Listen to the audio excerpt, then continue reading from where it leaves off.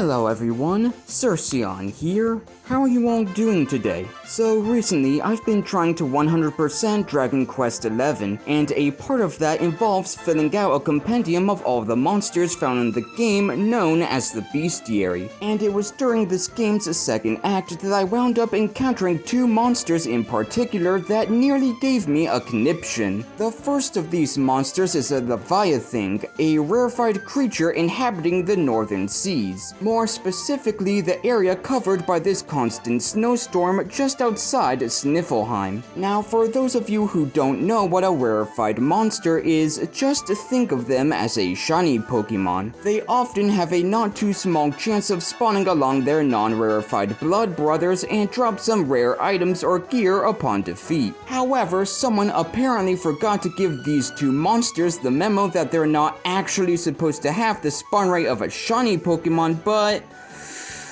I'm getting off topic. Back to the Leviathan, what makes this monster so annoying to encounter is the fact that its unrarefied cousin doesn't have an overworld sprite. At least, not in Act 2, so the only way to find this stupid clump of coral is to spin the RNG slot wheel and hope you get lucky. And lucky I was. I wound up encountering the opaque opioid obsessor after only an hour of searching, and after using the Hallelujah pet power to guarantee myself a spirit bracer, I crushed the fugly bastard under the boot of my heel. Now, normally this is where I'd move on to the next monster. However, the Leviathan is like that friend who tells you to hit up that pretty girl at the bar, only to laugh as the girl's roided up boyfriend beats you within an inch of your life. This all ties back to the Spirit Bracer, the Leviathan's rare drop, which grants the wearer 30 extra MP and a whopping 7 extra defense. This item is so stupid for so many reasons. First off, 7 defense is nothing. For context, that's as much defense awarded to you for wearing a +3 leather shield.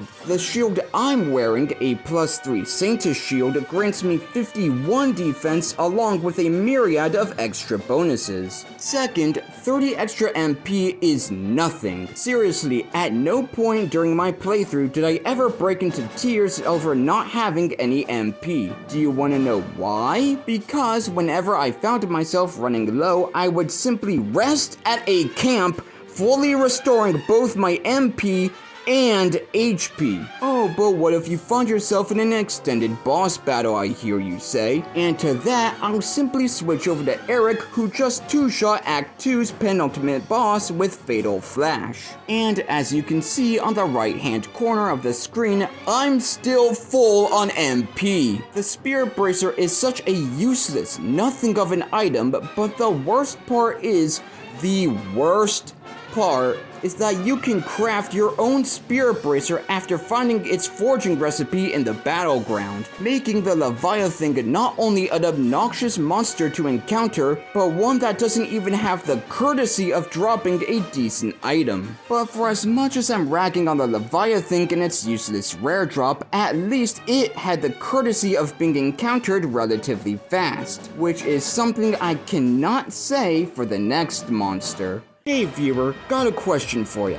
Do you know what's worse than a monster that's not only annoying to encounter, but also drops a worthless hunk of junk upon defeat? One that does both those things and takes 5 times longer to encounter. Introducing the Clockworm, a monster that, in Act 2, can only be encountered within this game's final dungeon, alongside its flanker cousin, the Metal Dragon. Now, you may be wondering, what's the problem with encountering this monster? Well, the issue doesn't lie with this bucket of bolts per se, but rather the Metal Dragon. You see, to even have a chance of finding this Technicolor trash heap, you first have to load into the room with the Metal Dragon, reduce it to a smoldering pile of scrap, and then load back out and into the room again for every subsequent attempt.